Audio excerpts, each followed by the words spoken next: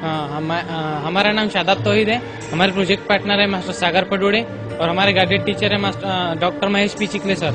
हमारा प्रोजेक्ट का नाम है multi utility bio product system. इसमें ऐसे होगा कि जैसे वेस्ट मटेरियल जैसे यूरिन वगैरह होगा उससे हम फर्टिलाइजर तैयार करेंगे। हम मोस्टली महाराष्ट्र में विदर्भा में बिलोंग्स करते हैं।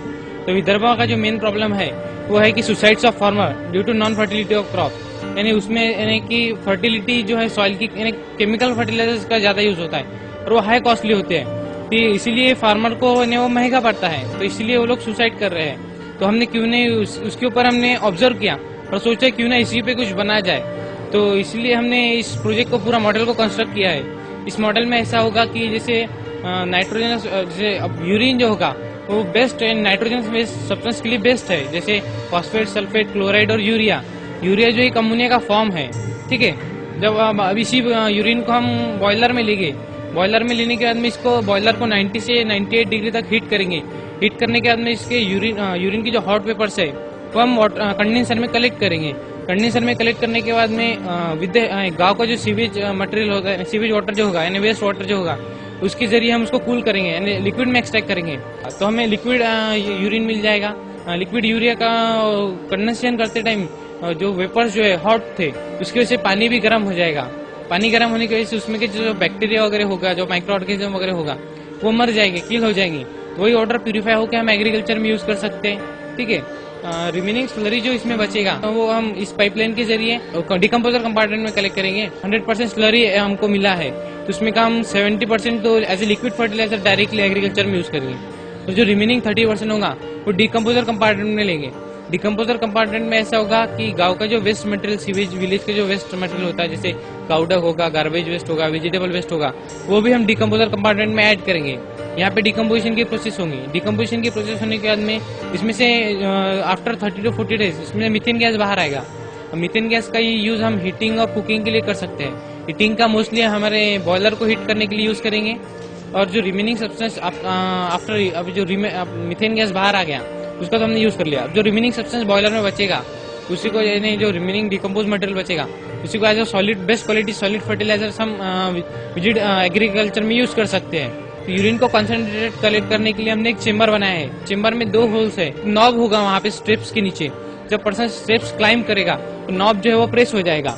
नॉब प्रेस होने की वजह वहाँ से एक जो स्ट्रिप होगी उसके नीचे में यूरिन के जो होल्स के नीचे में, तो उसमें एक वाटर पासेज के लिए अलग से होल होगा। जब पर्सन क्लाइंब करेगा स्टेप तो वाटर पासेज के लिए जो होल होगा ऑटोमेटिकली क्लोज हो जाएगा। और यूरिन को हम डिस्क्रिट करेंगे कि वो सेकेंड होल से पास हो और यूरिन कलेक्टर में कलेक्ट हो जाए। यूरिन कलेक्टर में कलेक्ट करके हम उसी को बॉयलर में कलेक्ट करेंगे।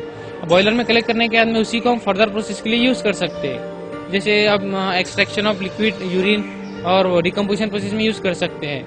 और इस हम ड्रेनेज सिस्टम जो होती है, जैसे हमारे यहाँ ड्रेनेज सिस्टम होते हैं, जब मुंबई में सबसे बड़ी ड्रेनेज सिस्टम जो होते हैं नाला वगैरह होता है जो जिस टाइप से, तो उसी में जैसे डिग्रेडेबल और नॉन डिग्रेडेबल सब्सटेंस बहुत कैरी करता है।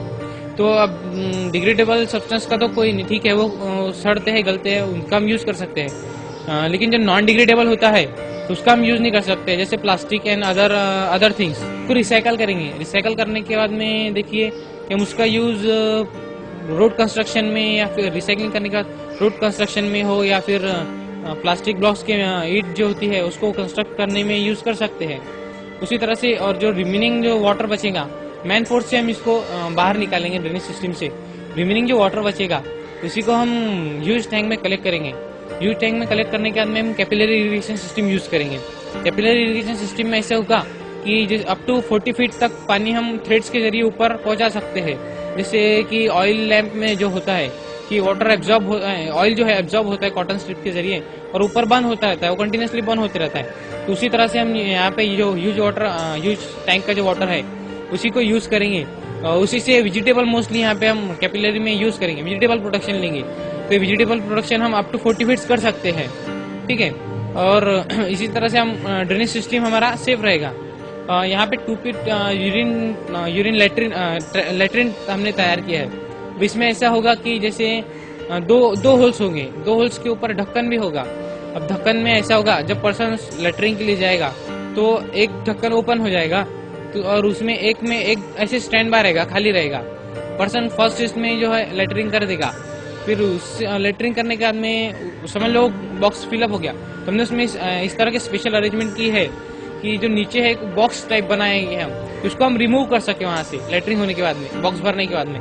बॉक्स भर गया तो उसके ऊपर ढक्कन, उसमें थोड़ी ऐश डाल देंगे, ऐश जो राख होती है वो डाल देंगे, तो उसके ऊपर से ढक्कन पैक कर देंगे। ढक्कन पैक करने के बाद में जो फिर पर्सन सेकंड इसमें होल में जो है लेटरिंग कर सकता है सेकंड गड्ढे में, फिर उस उतने टाइम में हम जो फर्स्ट वाला है उसका प्रॉपर डिस्पोज जो है वो करेंगे। प्रॉपर डिस्पोज करके हम उसको हम हमारे प्रोजेक्ट के जैसे डिकम्पोजिशन प्रोसेस में यूटिलाइज कर सकते हैं। और इसी से क्या होगा कि उसका प्रॉपर डिस्पोज हो जाएगा। जैसे वेस्ट मटेरियल हम देखते हैं कहीं पे भी लोग कर देते हैं, लेटरिंग जो है कहीं पे भी कर सकते हैं, और उसके लिए जो वाटर जो यूज होता है बहुत ज्यादा यूज होता है। तो अगर हम इस प्रोसेस के जरिए जाते हैं तो वाटर बहुत कम यूटिलाइज होगा, यानी सिर्फ धोने के लिए और दूसरे कामों के लिए, लेटरिंग साफ करने के लिए सिर्फ वाटर यूटिलाइज होगा, और बाकी जो वेस्ट होता है यानी वाटर का बहुत ज्यादा वेस्ट होता है वो वेस्ट जो है प्रॉपर यहाँ पे बच जाएगा।